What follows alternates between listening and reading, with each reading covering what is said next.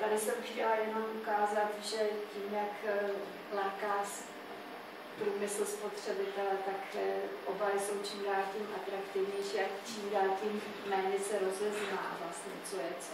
Takže to první je nápoj a to druhé samozřejmě jsou přípravky z drogerie, přičemž my máme velmi špatné zkušenosti s tím krtkem. Stále, pokud se jedná o loxový pecičkové podobě, tak téměř vždycky je to ten krtek u dětí.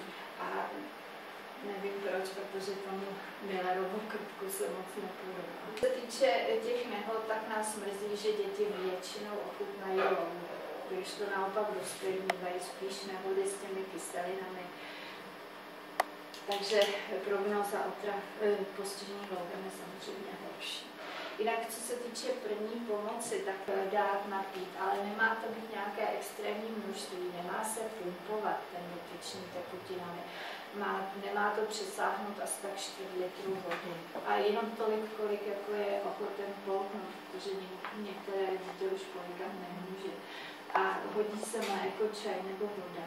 Něco na bublinky a ani se moc nedoporučuje neutralizace. Ona se vyloženě v jednom období zakazovala.